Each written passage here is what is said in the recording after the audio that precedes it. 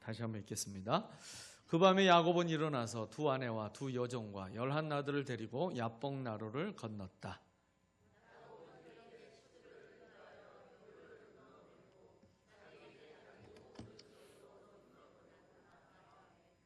그 뒤에 홀로 남았는데 어떤 이가 나타나 야곱을 붙잡고 동이 틀 때까지 씨름을 하였다.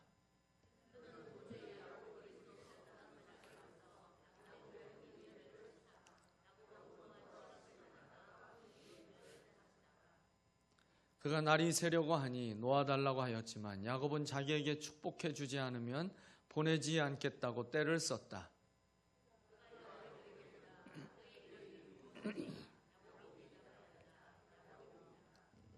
그 사람이 말하였다. 내가 하나님과도 겨루어 이겼고 사람과도 겨루어 이겼으니 이제 내 이름은 야곱이 아니라 이스라엘이다.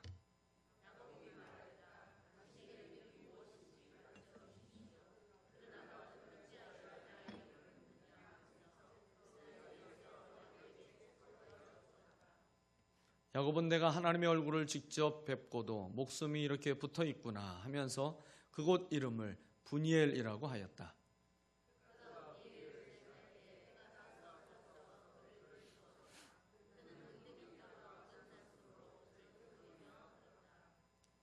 밤에 나타난 그가 야곱의 엉덩이 뼈에 힘줄을 쳤으므로 이스라엘 사람들은 오늘날까지 짐승의 엉덩이 뼈에 큰 힘줄을 먹지 않는다. 아멘. 오늘 야곱에서 이스라엘로라는 제목으로 함께 말씀의 은혜를 나누도록 하겠습니다. 야곱이 이스라엘로 변화되어서 하나님의 축복을 받은 이야기, 우리가 참 잘 알고 있는 하나님 말씀이죠. 근데 이 야곱이 이스라엘로 바뀌어지는 이 하나님의 큰 축복을 경험하게 된 것, 야곱의 인생에 있어서 절정이라 말할 수 있는데요. 근데 이 사건은 야곱이 가장 낮은 자리로 떨어졌을 때, 모든 것을 정말 다 내려놓은 그 자리에 내려갔을 때 일어난 축복의 사건입니다. 야곱이 이제 드디어 20년 만에 이제 고향 땅으로 돌아가게 되잖아요. 타향살이를 하는 동안에 고생을 참 많이 했죠. 그가 험악한 세월을 살았다라고 얘기를 했고요. 이제는 모든 것을, 그가 떠날 때에는 빈손으로 떠나갔지만 그가 고향으로 돌아올 때에는 정말 모든 것을 가진 자가 되어서 돌아왔어요.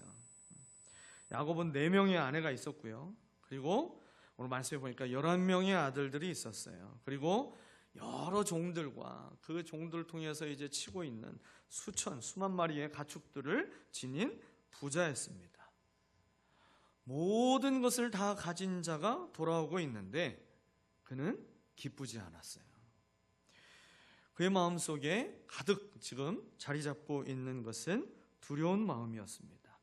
왜냐하면 형 에서가 400명이나 되는 군사들을 이끌고 무장된 군사들을 데리고 이 야곱에게 오고 있다는 소식을 야곱이 들었기 때문이죠. 이때 야곱의 형편이 어땠습니까? 야곱은요, 그 형 에서의 군사와 맞서 싸울 수 있는 그 군사가 한 명도 없었죠. 무장된 군사가 없었어요. 그저 야곱 곁에는요, 자기가 자랑할 만한, 세상 사람들은 부러워할 만한 그런 부와 재물로만 가득했습니다. 많은 가축을 기르는 종들과 그리고 연약한 여인들과 그리고 어린 자녀들만 있는 것이 그에게 전부였죠. 그래서 이 창세기 32장 7절을 보게 되니까요, 형을 만나기 전에 이 야곱의 심정을 이렇게 성경이 표현하고 있어요. 32장 7절. 야곱은 너무나 두렵고 걱정이 되어서.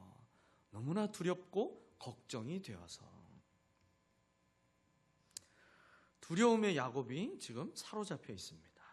두려움으로 인해서 모든 것을 가진 자였지만 이 모든 것을 한순간에 다 잃을 수도 있다라고 하는 걱정, 이 걱정으로 가득하게 됐어요. 야곱은 어찌해야 할지 알 수 없는 그 두려움과 걱정 속에서 그가 해야 하고 또 할 수 있는 유일한 한 가지 방법을 찾게 됩니다. 그 해야 할 것과 유일한 한 가지가 뭐예요? 기도입니다. 기도.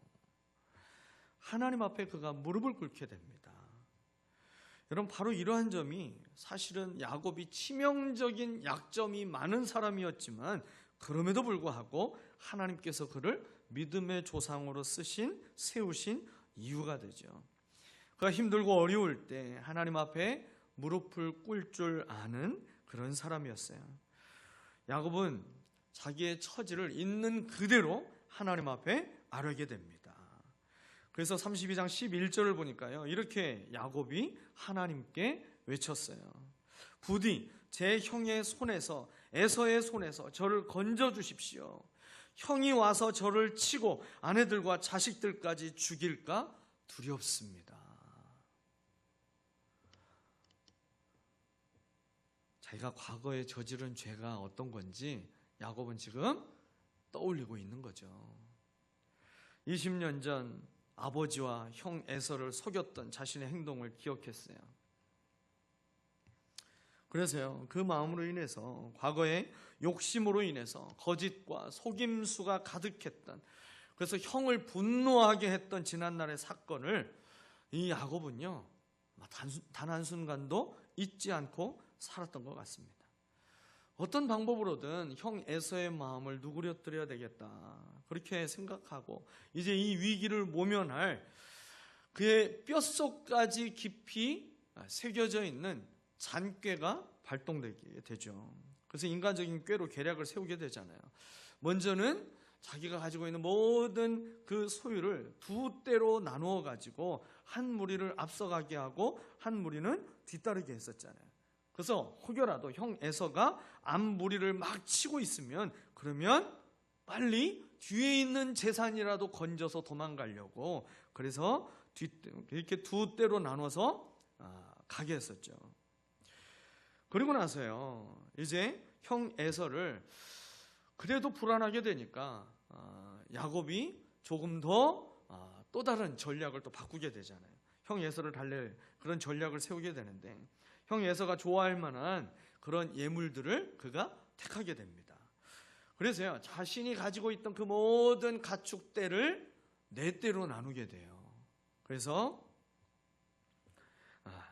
첫 번째 1번 그룹과 2번 그룹, 3번 그룹, 그리고 4번 그룹까지 쭉 나눠서 하고요. 그 첫 번째 때를 이끌고 가는 자신의 종에게 그렇게 당부를 합니다.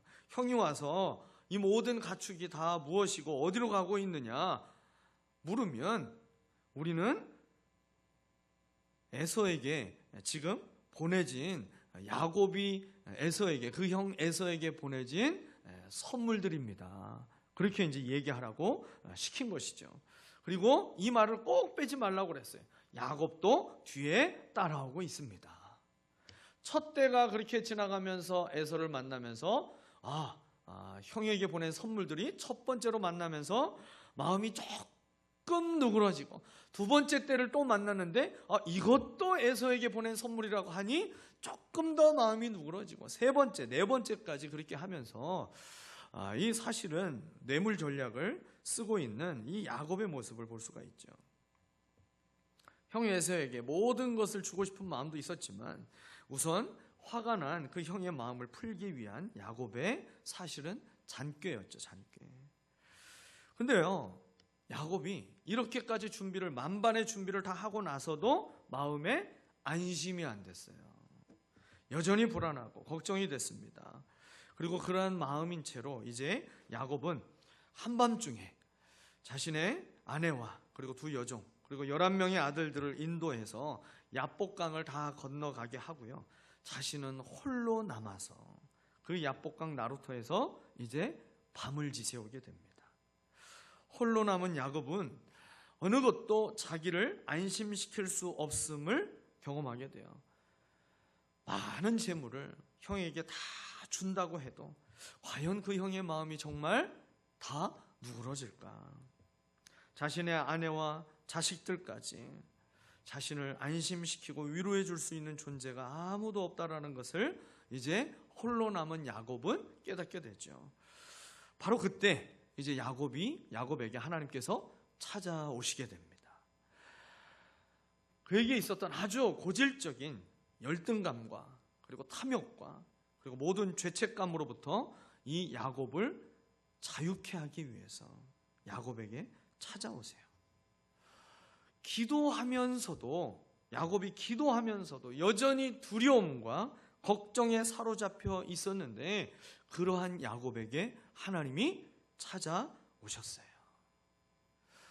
여러분, 기도하면서 야곱과 같이 우리도 우리의 마음에 있는 두려움과 이 걱정이 다 사라지지 않아서 힘들고 어려울 때가 있지 않으셨습니까? 오늘도 우리가 하나님 앞에 믿음으로 나와서 기도한다라고 하지만 전능하신 나의 주 하나님이라고 우리가 찬양하며 그 하나님의 이름을 부르고 있지만 여전히 이 두려움의 불씨가 꺼지지 않고 걱정이라고 하는 것이 사이즈가 줄지 않고 있는 여러분, 우리의 마음을 우리가 들여다보면 지금 그런 상태에 있는 분 혹시 계시지 않으십니까? 오늘 그 야곱에게 찾아오신 하나님이 오늘 저와 여러분에게도 찾아오시는 줄 믿으시기를 바랍니다. 자식들까지 전부 앞세우고도 여전한 이 두려움으로 한 발자국도 움직이지 못하고 있던 야곱에게 갑자기 한 남자가 찾아오게 됩니다. 그래서요, 아주 격하게 달려들어서 야곱과 갑자기 힘을 겨루면서 씨름을 하게 됩니다. 야곱은 본능적으로 그 사람과 힘을 겨루면서요, 야곱이 지려고 했을까요? 아니요. 야곱은요, 태생적으로, 본능적으로 엄마의 뱃속에서부터 지기를 싫어했던 사람이었어요. 그래서 원래 이 야곱이라는 이름의 뜻 가운데 이 뜻도 들어가 있어요. 씨름꾼이다. 원래는 발 뒤꿈치를 잡은 자다, 이런 뜻이지 않아요. 근데 씨름꾼이라는 이름도 그 이름에 담겨져 있어요. 형의 발꿈치를 잡고 태어난 것을 보면 본능적으로 모태에서부터 이 씨름을 했던 사람이 야곱이었죠. 야곱이 다짜고짜 막 한 사람이 달려와서 자기와 씨름을 하는데 이 사람과 그 씨름이 지기 싫어하는 성격 때문에 그 남자와 밤이 새도록 씨름을 하게 됩니다. 시간이 흘러서 야곱이 움켜쥔 그 손을 이제는 쉽게 놓지 않을 것이라는 것을 알게 된 이 상대가 야곱의 환도뼈를 치게 되죠. 이 허벅지 다리와 엉덩이 뼈가 연결되는 바로 그곳이 이제 환도뼈인데 이 환도뼈가 어긋나게 됩니다. 야곱이 그렇게 큰 고통을 겪고 나서야 자기가 지금 밤새도록 씨름을 한 이 상대가 사람이 아니라 하나님이라는 사실을 그가 깨닫게 되죠. 그래서요, 야곱이 하나님이라는 사실을 깨닫게 되니까 그 큰 통증이 있음에도 불구하고 그 고통 속에서도 자기가 잡은 손을 놓지 않아요. 오히려 더욱 하나님을 붙잡고 매달리게 됩니다. 자신이 지금 직면하고 있는 이 모든 문제와 절망, 그리고 불안과 두려움, 걱정, 여러분, 이 문제를 해결해 줄 분이 야곱은 하나님 한 분밖에 없음을 알았기 때문이죠. 야곱의 말 속에 그의 각오가 그대로 담겨져 있어요. 오늘 본문 26절이죠. 야곱이 그렇게 얘기했잖아요. 이 말씀을 개역 성경으로 제가 읽어드리겠습니다. 야곱이 이르되 당신이 내게 축복하지 아니하면 가게 하지 아니하겠나이다. 내가 죽는 한이 있어도 이 손 절대 못 놔요. 지금 그 얘기하고 있잖아요.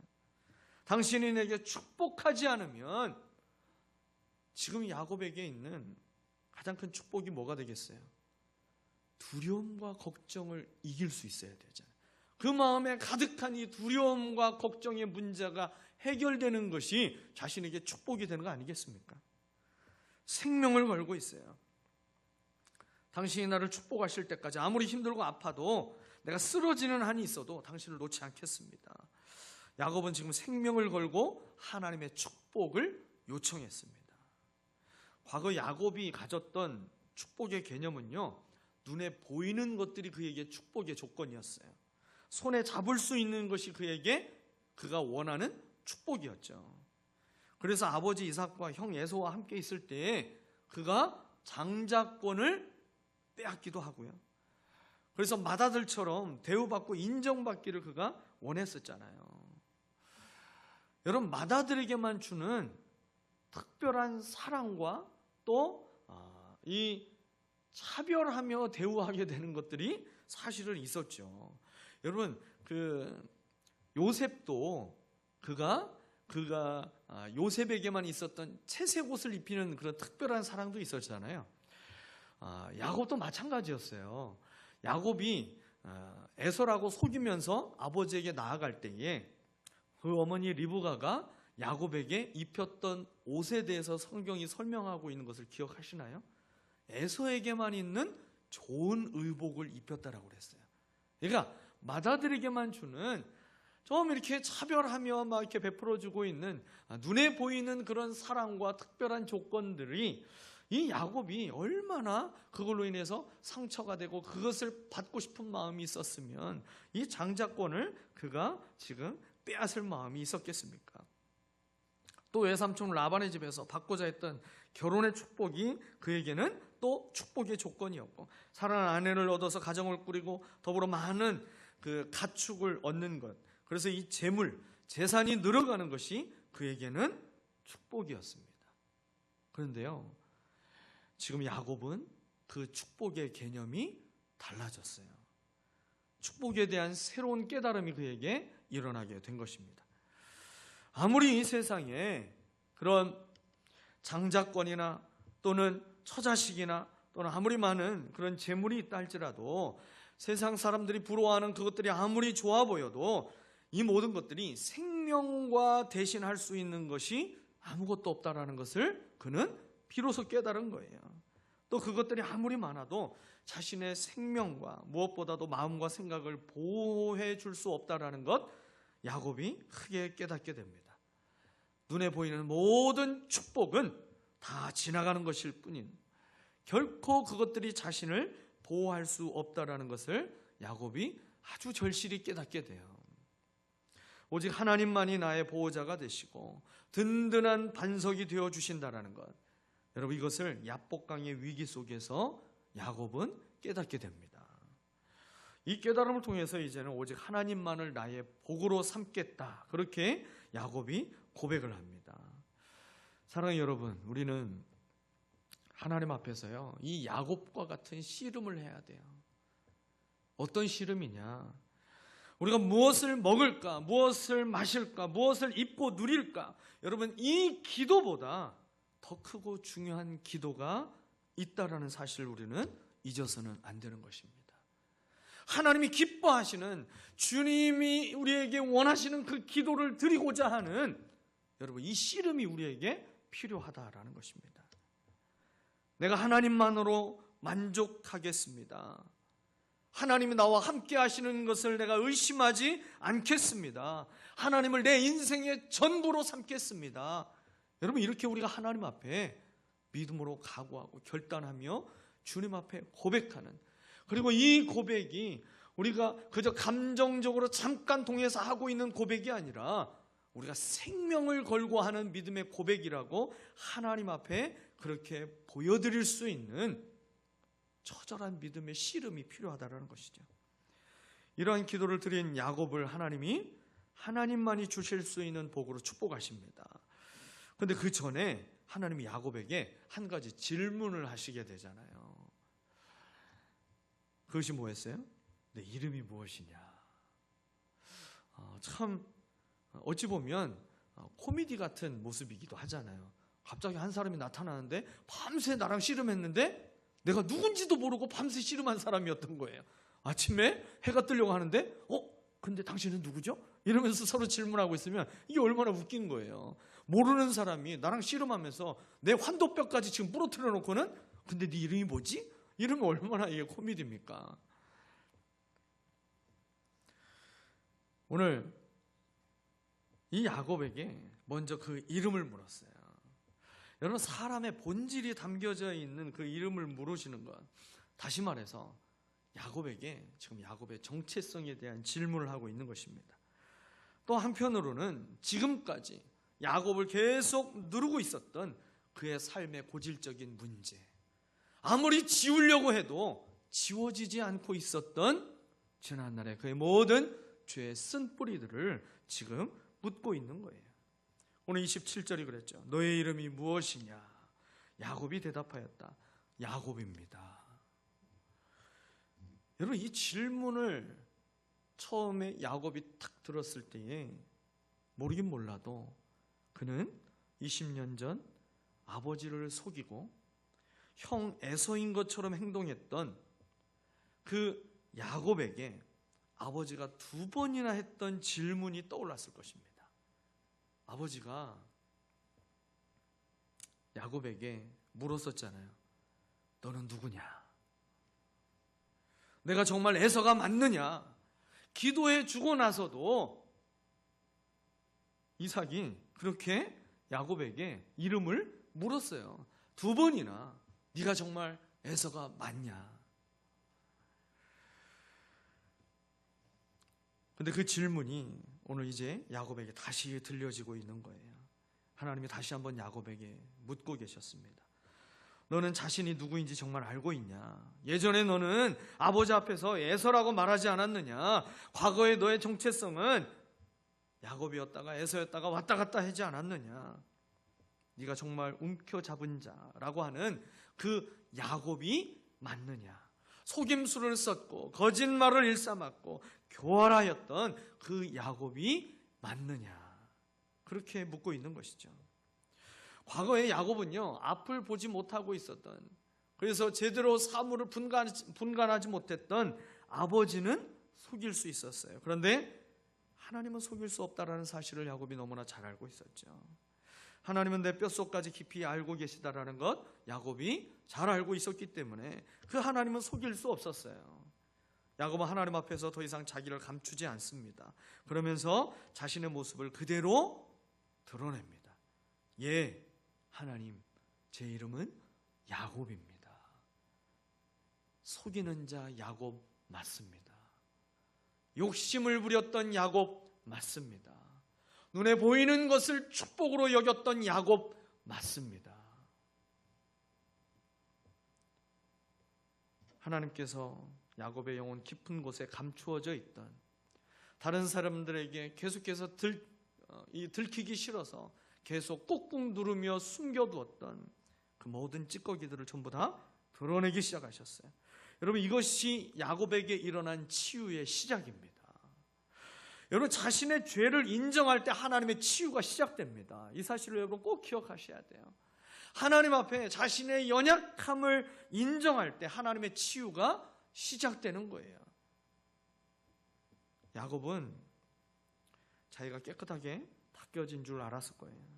하지만 위기가 닥쳤을 때 여전히 깊은 곳에서 자신을 얽매고 있었던 모든 죄책감과 불안과 두려움을 그가 직면하게 됩니다. 아직도 여전히 악하고 못된 삶의 기질들을 자신이 붙잡고 있다는 사실을 깨닫게 되잖아요. 왜요?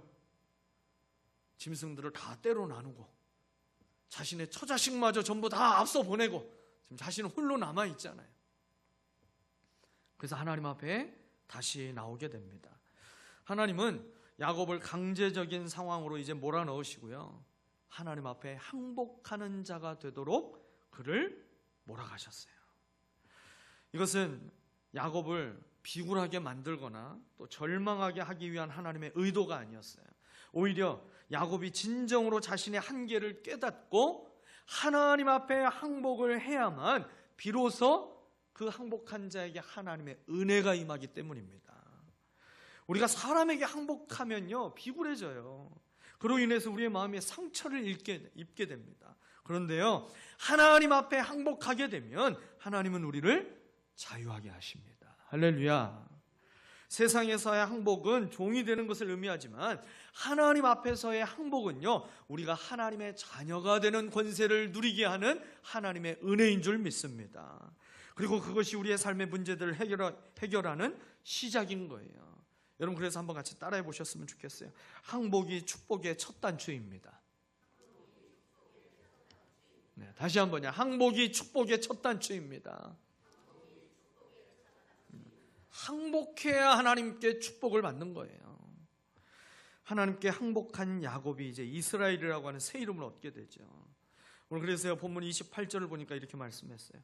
내가 하나님과도 겨루어 이겼고 사람과도 겨루어 이겼으니 이제 내 이름은 야곱이 아니라 이스라엘이다. 이스라엘이다. 내가 스스로 야곱인 줄 알고 있으니 이제 됐다. 그 얘기하고 있으시죠. 이제 야곱의 인생은 여기서 끝내고 새로운 이름의 인생을 살아가도록 내가 너를 축복하겠다. 이제는 하나님과 싸워 이긴 자가 되었다라고 선포하라고 말씀하고 있어요. 여러분, 그런데 하나님께서 왜 야곱에게 하나님이 이기실 수 있음에도 불구하고 야곱이 하나님과 겨루어 이긴 자가 되도록, 반대로 말하면 뭐예요? 하나님이 진 자가 되셨잖아요. 근데 진 것일까요? 져준 것일까요? 져준 거죠. 진짜 지가 이겼다고 생각하면 큰일 나는 거예요. 그런데 하나님이 져주신 거죠.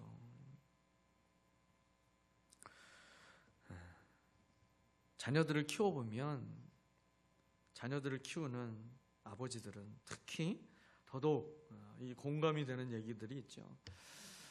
저도 이제 아들을 키우고 또 딸을 키우면서 그런 경험이 있죠. 이 아이들이 도전장을 내밀 때가 있어요. 저랑 한번 닭싸움도 해보시죠. 저랑 한번 팔씨름도 해보시죠. 그러면서 이제 도전장을 내밀 때가 있어요. 여러분, 그 도전장을 내밀 때 그래 한번 해보자 하고 이제 상대가 되어주잖아요. 그런데요, 그렇게 자녀와 씨름도 하고 또 힘 대결을 하면서 여러분, 부모가 매번 이기겠어요? 아니죠. 할 수만 있다면 계속해서 져주는 거잖아요. 져주잖아요. 일부러 져줘요. 자녀가 많이 알도록 사실은 금방 우리가 져주고 있지만 어렸을 때에는 져주고 있다라는 사실을 잘 몰라요. 그러니까 엄마에게 가가지고 아이들이 막 자랑하는 거죠. 엄마, 내가 아빠 팔씨름에서 이겼어. 엄마, 내가 아빠랑 닭싸움에서 이겼어. 막 이러면서 자기의 승리를 가서 얘기해요. 그러면 엄마는 또 어떻게 반응해줘요? 아유, 미련한 놈, 그게 아빠가 진 게 아니라 져준 거야. 이렇게 얘기하면 티인 엄마인데, 근데 대부분의 엄마들은 처음부터 그렇게 하지는 않죠. 그래? 야, 이제 많이 컸네. 아유, 훌륭하네, 우리 아들, 우리 딸. 그러면서 그렇게 이렇게 용기를 북돋아 주잖아요. 여러분, 왜 그렇습니까? 져준다라는 것은요, 용기를 주는 거예요. 삶을 살아갈 수 있는 용기를 가지고 살아가도록 져주는 것이죠. 하나님께서 사랑하는 그 야곱에게 져주셨어요. 그리고 야곱이 다시 힘과 위로를 받고 이제 용기를 내어서 억압된 삶에서 그가 이제 자유자가 되고요, 두려움 속에서 해방자가 되기를 하나님은 원하셨습니다. 그래서 그 축복을 주시기 위해서 야복강 나루터에서 야곱에게 져주셨어요. 져주신 그 하나님의 은혜로 야곱은요, 하나님과도 겨루어 이겼는데 아무리 무서운 형 에서라 할지라도 하나님보다는 더 세지 않은데 내가 그 형 에서에게도 담대하게 나아가야 되겠다. 이 용기를 얻도록, 그 마음에 있는 모든 두려움과 걱정이 한순간에 사라질 수 있도록 하나님이 져주시는 은혜를 베풀어 주시는 것입니다. 성경은요, 하나님의 져주시는 역사예요. 여러분, 그 대표적인 역사가 뭡니까? 예수님의 십자가 아닙니까? 하나님의 아들이신 예수님이 이 땅에 오셔서요, 인간들에게 고난을 받으시고 골고다 언덕에서 십자가에 못 박혀 죽으신 사건. 여러분, 이것이야말로 하나님이 우리에게 져주신 가장 크고 위대한 하나님의 은혜가 아닙니까? 우리를 위해서 가시지 않아도 될 그 패배의 길로, 그 지는 길을 대신 가셨던 것, 여러분, 그 예수 그리스도를 통해서 우리에게 하나님의 은혜가 임한 줄 믿습니다. 우리가 이 세상을 살아가고 있지만 이 세상을 넉넉히 이길 수 있는 그 믿음의 사람으로 살아갈 수 있도록, 세상이 감당할 수 없는 그 믿음과 용기를 가지고 살아갈 수 있도록 하나님이 십자가에서 져주시는 은혜를 하나님이 우리에게 주셨다라는 거예요.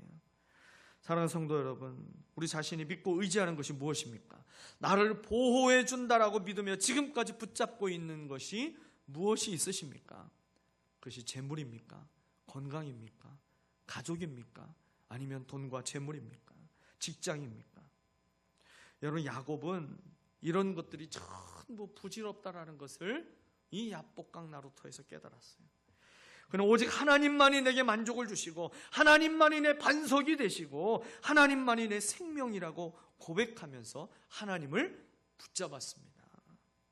이러한 고백이 우리에게도 있어야 할 줄 믿습니다. 오늘 밤에 그 고백으로 하나님과 우리가 씨름하는 오늘 이 밤이 되기를 축복합니다. 또 한 가지, 나를 아프게 하고 부끄럽게 했던 것이 무엇인지 우리는 생각해 봐야 돼요. 나를 하나님께 나가지 못하게 만드는 죄책감이 무엇이 있는지 우리는 하나님 앞에 고백해야 될 것입니다. 지금도 나를 불안하게 하고 두려움과 걱정을 가져다 주는 것이 혹시 있으십니까? 여러분, 주님만이 왕이 되어 주셔서 나를 다스려 주셔야만 이 모든 두려움과 걱정이 아침 안개와 같이 사라지게 되는 줄 믿습니다. 두려움과 불안과 근심이 나를 지배하는 것이 아니라 왕 대신 주님이 나를 지배할 수 있도록 여러분 도우신다는 사실을 믿으시기를 바랍니다. 야곱을 세상을 이기고 하나님을 이긴 사람으로 세워주신 것처럼 날마다 우리를 세워주실 줄 믿습니다.